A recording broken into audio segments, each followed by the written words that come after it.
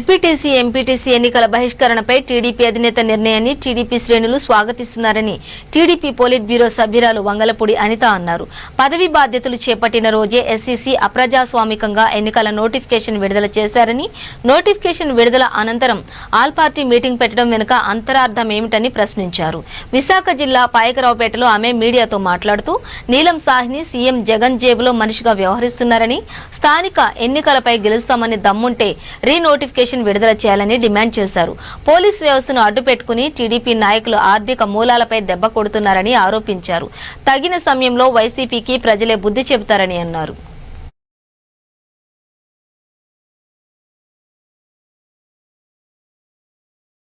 అది నోటిఫికేషన్ అనాలో, షెడ్యూల్ అనాలో, whatever it may be, అంటే అర్జెంటుగా అనౌన్స్ చేసిన ఎలక్షన్స్కి దూరంగా టీడీపీ పార్టీ ఉండడం అని తీసుకున్న నిర్ణయానికి మేమందరం కూడా స్వాగతిస్తున్నాం.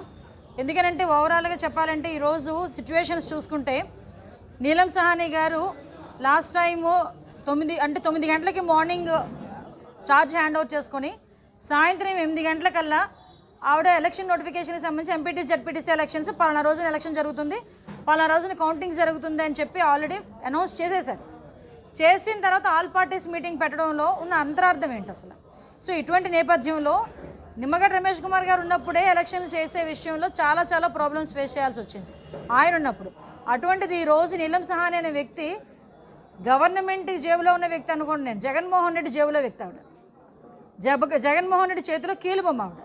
సో అటువంటి సందర్భంలో అటువంటి ఎలక్షన్ కమిషనర్ ఈరోజు చేసి ఎలక్షన్ నిర్వహిస్తారంటే ఒకసారి మేమందరం కూడా ఆలోచించుకోవాల్సిన అవసరం ఎంతైనా ఉంది.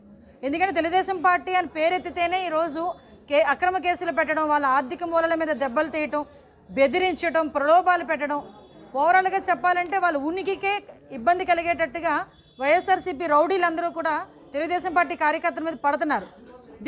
ఎందుకంటే పోలీస్ వ్యవస్థ వాళ్ళ చేతిలో ఉంది, ప్రభుత్వ రంగ వ్యవస్థలు వాళ్ళ చేతిలో ఉన్నాయి, ఎలక్షన్ కమిషన్ వాళ్ళ చేతిలో ఉందని ఒకే ఒక కారణంతో ఈరోజు తెలుగుదేశం పార్టీ కార్యకర్తలను కాపాడుకోవాల్సిన అవసరం కూడా ఎంతైనా ఉంది.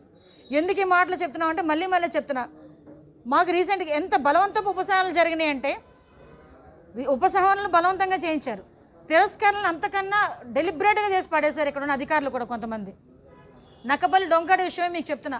నక్కపల్లి డొంకాడలో మాణిక్యం గారని ఎంపీటీసీ క్యాండిడేట్ వేశారు. ఆయనకి సంబంధించి ఇంటి పన్ను కట్టేసినా కూడా ఇంటి పన్ను కట్టలేదని చెప్పి రిజెక్ట్ చేశారు. ఎంపీటీసీ ఎలక్షన్లో అభ్యర్థికి ఇంటి పన్నుకి సంబంధం ఏంటండి? ఒకసారి మనం కూడా ఆలోచించుకోవాలి కదా.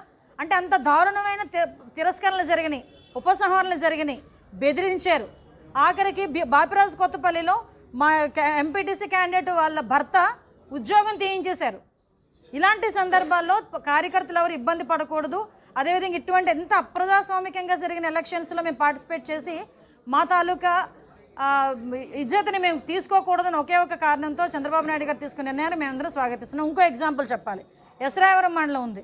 ఎస్రాయవరం మండలంలో ఎంపీపీ బీసీ రిజర్వ్డ్, మీరందరూ తెలుసుకోవాలి, బీసీ రిజర్వ్డ్. ఇదేంటి? అంబేద్కర్ గారు రాసిన రాజ్యాంగం ప్రకారం, రోస్టర్ ప్రకారం స్థానిక ఎలక్షన్స్లో కులాల వారీగా వచ్చే రిజర్వేషన్స్.